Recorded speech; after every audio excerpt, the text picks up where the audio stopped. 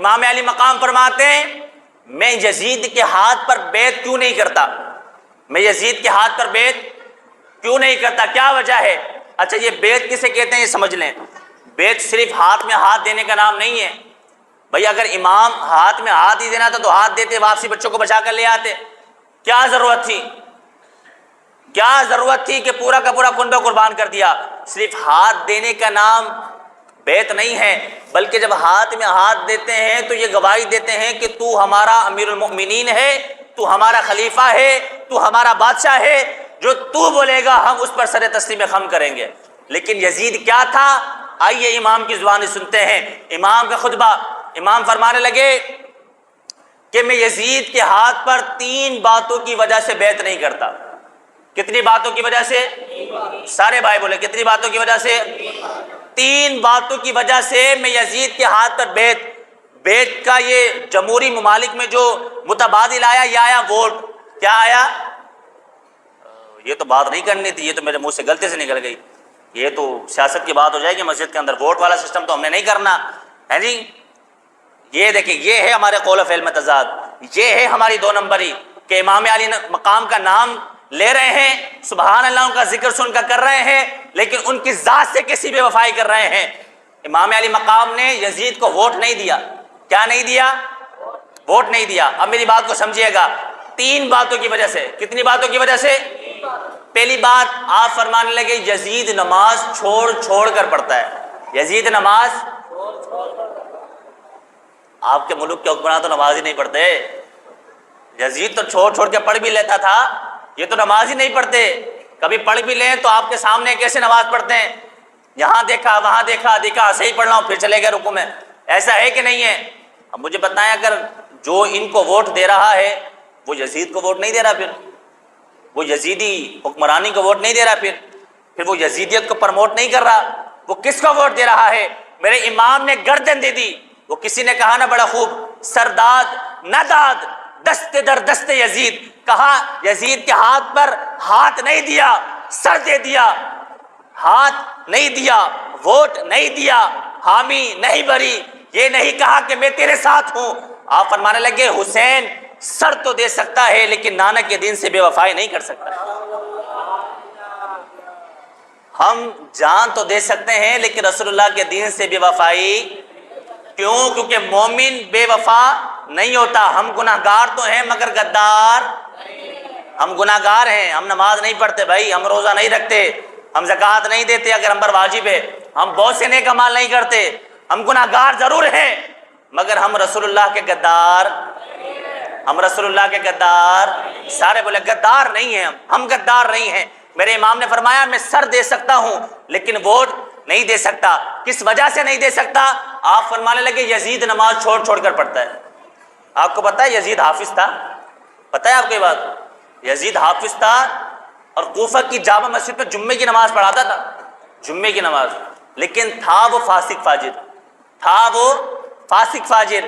آپ فرمانے لگے کہ حسین ایک قد کا نام ہے، حسین ایک مقام کا نام ہے، حسین سر دے سکتا ہے لیکن رب رسول کے دین سے بے وفائی نہیں کر سکتا، غداری نہیں کر سکتا۔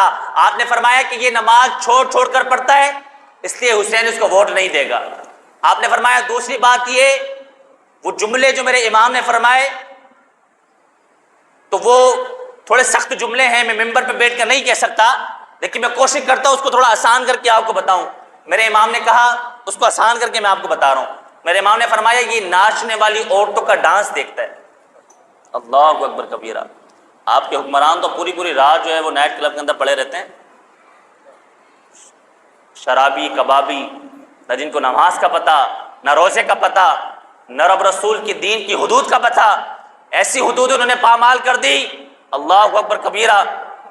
ابھی پنجاب کی ایک ویڈیو میرے پاس آئی، وہاں کا کوئی وفاقی سابق وزیر تھا، وہ جنازے کی نماز پڑھنے کے لیے گیا تو اس چودھری کو گرمی لگ رہی تھی زمین پر اترنے میں۔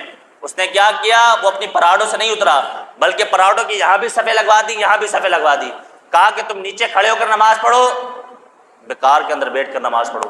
ایسی میں ایسے لوگوں کو لے کر آئے ہیں آپ، اور میں اس کا حساب دینا پڑے گا، اس کی پوچھ ہوگی اور پوچھا جائے گا۔ اگر آپ کہیں گے نا کہ میں نے اپنے بھائی کے کہنے پر ان کو ووٹ دے دیا تھا، تو پھر حضرت عباس کو سامنے کھڑا کر دیا جائے گا اور فرمایا جائے گا کہ حسین نے اپنا بھائی قربان کر دیا تھا لیکن ووٹ نہیں دیا تھا۔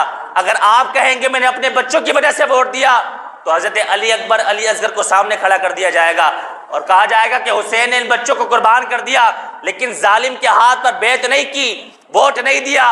اگر آپ کہیں گے کہ جی میں نے اپنے رشتہ داروں کی وجہ سے ان کو ووٹ دیا تھا، تو پھر امام علی مقام کے رشتہ دار کھڑے کر دیے جائیں گے اور کہا جائے گا کہ ان لوگوں نے اپنی جانیں تو قربان کر دی مگر ظالم کے ہاتھ پر بیعت نہیں کی، تو پھر دیں گے ووٹ، دیں گے ظالموں کو، دیں گے ظالموں کو ووٹ؟ آپ دیں گے، آپ دیں گے۔ کیوں؟ ہم لوگ لکیر کا فقیر ہیں، میری بات کا برا نہیں مانیں گا۔ ہم لوگ کون ہیں؟ ہم لکیر کے فقیر ہیں۔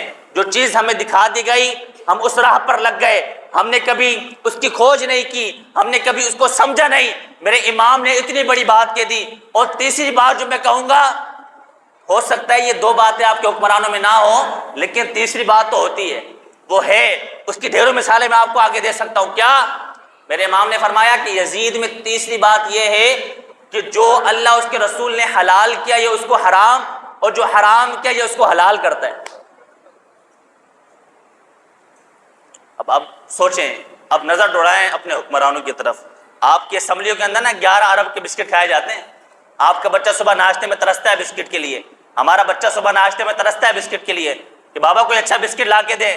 اب جیب میں پیسہ ہو تو بچے کو لا کے دیا جائے، لیکن جن کو ہم نے ووٹ دے کر کے اسمبلیوں میں بھیجا ہے نا، وہ 11 ارب روپے کے بسکٹ کھا رہے ہیں مہینے کے۔ کتنے کے؟ سارے بولے کتنے کے؟ ایسے یزیدوں کو ہم نے چھوڑا ہے، ایسے یزیدوں کو۔ یہ جو آج ہمارے وطن کا حال ہو گیا، تو یہ صرف حسین اس چیز کا نام نہیں ہے کہ حلیم بنا لیں، 10 محرم تک محفل کرائیں اور خوب یا حسین کے نعرے لگائیں اور خوب ان کا ذکر کریں، لیکن جب بات آئے کہ ہم حضرت حسین کی سنت پر عمل کریں تو وہاں پر آپ بولے جی میں تو کمزور ہوں، میں کیا کر سکتا ہوں، میں کمزور بندہ ہوں۔ لیکن آج آپ نے اور میں نے، ہم نے دین کو سائڈ پر لگا دیا، ہم نے ظالموں کو بٹھا کر دین کو پس پش ڈال دیا۔ آج آپ کے ملک کے اندر ہر جو نظام بنتا ہے وہ دین کے خلاف بنتا ہے۔ اب مجھے بتائیں، امام علی مقام کی روح اپنے روزے انور میں تڑپتی نہیں ہوگی جب وہ مسلمانوں کا یہ حال دیکھتی ہوگی کہ برما کے اندر، کہ فلسطین کے اندر، کہ غزہ کے اندر، کہ کشمیر کے اندر وہاں بچیوں کو کاٹا جا رہا ہو، وہاں بچوں کو کاٹا جا رہا ہو۔ میرے امام فرمائے کہ میں نے اس دین کے خاطر اپنا پورا کنبہ لٹا دیا۔ تم بتاؤ تم نے دین کے لیے کیا کیا؟ کوئی ہے جواب ہے آپ کے پاس؟ کیا جواب دیں گے؟ کوئی ہے جواب میرے پاس؟ میں کیا جواب دوں گا؟ تو بہتری اسی میں ہے کہ آج ہم اس دین پر آ جائیں کہ جس دین کے لیے میرے امام نے قربانی دی۔ اب انشاءاللہ اب جو پاکستان کے اندر الیکشن ہوں گے انشاءاللہ، یہ میری بات سارے سن لیں، باہر جا کے بھلے بول دیجیے گا جی امام صاحب سیاسی بات کر رہے تھے، ہاں میں سیاسی بات کرتا ہوں اور کروں گا، لیکن بات میں آپ کے عقیدے کی کر رہا ہوں۔ کیا؟ میری بات کان کھول کے سنیے گا۔ اب جو الیکشن آئیں گے ہم ووٹ ان لوگوں کو دیں گے جو دین کو لے کر آئیں گے۔ اب ہمارا نعرہ یہ ہے کہ دین لاؤ ووٹ لے جاؤ، دین لاؤ دین لے کر آؤ ووٹ لے کر جاؤ۔ تم ہمیں دین دو ہم تمہیں ووٹ دیں گے، تم ہمیں دین دو جو رسول اللہ کا دین ہے۔ بھئی ہمیں اس ملک کے اندر دین چاہیے، ہم نہیں اس فحاشی کو دیکھ سکتے، ہم ایسے نظاموں کو نہیں دیکھ سکتے کہ جس ملک کے اندر یہ قانون بن جائے کہ جی 18 سال سے چھوٹے بندے کا نکاح نہیں ہو سکتا۔ ہم ایسے کسی نظام کو مانتے ہی نہیں۔ ہم کیسے ایسے نظام کو نہیں مانتے؟ ہم اس ملک کو نہیں مانتے کہ جہاں پر نمازوں کے وقت پر چھٹی نہیں دی جاتی ہو۔ ہم ایسے کسی نظام کو نہیں مانتے کہ جہاں پر ایسا نظام نافذ کر دیا جائے کہ ایک چیف جسٹس اپنے ہیلی کاپٹر سے اترے تو اس کے لیے کارپیٹ بچھایا جائے جہاں تک وہ جا رہا ہے۔ ہم نہیں مانتے، بلکہ ہم ایسے نظام کو مانتے ہیں۔ اللہ اکبر کبیرہ، حضرت عمر فاروق کے دور میں، بولے سبحان اللہ، حضرت عمر فاروق کے دور میں حضرت سعید بن عامر گورنر ہیں۔ کون ہے؟ آج آپ کا گورنر نا، آپ کا گورنر 30-35 گاڑیوں کے پروٹوکول میں گھومتا ہے۔ کتنی پروٹوکول میں؟ اور وہ جتنا خرچہ ہو رہا ہے نا وہ آپ کے اور میرے ٹیکسوں سے جا رہے ہیں، وہ ہمارے پیسوں پہ عیاشی ان لوگوں نے کر دی۔ اللہ ان کو ہدایت دے۔ ہوا کیا؟ حضرت عمر فاروق کے دور میں گورنر تھے حضرت سعید بن عامر۔ آپ نے ایک علاقے کا ان کو گورنر مقرر کیا۔ کچھ لوگ حضرت عمر فاروق کے بعد شکایت لے کر آئے اور آ کر کے کہنے لگے کہ قبلہ حضور، آپ کا یہ جو گورنر ہے سعید بن عامر، اس سے ہمیں کچھ شکایت ہے۔ کہا بھئی کیا شکایت ہے؟ کہا کہ یہ پورے ہفتے ہماری بات سنتا ہے مگر ایک دن ہماری بات ایک دن ہماری بات نہیں سنتا، پورے ہفتے ہماری بات سنتا ہے، ایک دن ہماری بات نہیں سنتا۔ تو حضرت عمر فاروق اس گورنر کے پاس گئے اور اس کو طلب فرمایا اور عوام کے سامنے بٹھا کر کہا کہ بتاؤ، تم پورے ہفتے ان کی بات سنتے ہو، ایک دن تم ان کی بات کیوں نہیں سنتے؟ حالانکہ تم ان کے ملازم ہو، ان کے نوکر ہو، ان کے خادم ہو، کیوں نہیں سنتے ان کی بات؟ تو حضرت سعید بن عامر فرمانے لگے کہ اے امیر المؤمنین، اگر مجھے اپنی عزت کا خوف نہ ہوتا تو قسم خدا کی یہ بات آپ کو کبھی نہ بتاتا۔ میں ایک دن ان کی بات اس لیے نہیں سنتا کہ میرے پاس ایک ہی سوٹ ہے پہننے کا، میں پورے ہفتے اس کو پہنتا ہوں، ایک دن اس کو دھو کر ٹانگتا ہوں، جس دن اس کو دھوتا ہوں اس دن اپنی زوجہ کا سوٹ پہنتا ہوں اور اپنی بیگم کا سوٹ پہن کر میں باہر نہیں آ سکتا، اس لیے میں ایک دن ان کی فریاد نہیں سنتا۔ یہ ہے گورنر، یہ ہے حکمران، اور یہ ہے حکمرانی۔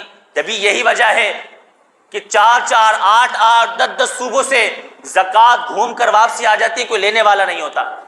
آپ کے ملک میں تو کوئی دینے والا نہیں ہے زکوٰۃ، وہاں لینے والا کوئی نہیں ہوتا تھا۔ جب نظام دین اسلام کے مطابق چلایا جائے نا تو پھر ایسا نظام چلتا ہے۔ آج آپ کا چیف جسٹس اتر کے آتا ہے تو اس کو اتنی فرصت نہیں ہے کہ وہ زمین پر چل دے، کہ ہماری جان کے لیے فرعون بن گئے، ایک کارپیٹ بچھایا جاتا ہے، اس پر چل کے وہ جاتا ہے۔ امام علی مقام کی زندگی، آپ کی شہادت ہمیں جس چیز کا درس دیتی ہے وہ یہ ہے کہ مر جائیں گے ظالم کی حمایت نہیں کریں گے، ہم مر جائیں گے، یہ سر دے دیں گے لیکن ظالم کی حمایت نہ کریں گے۔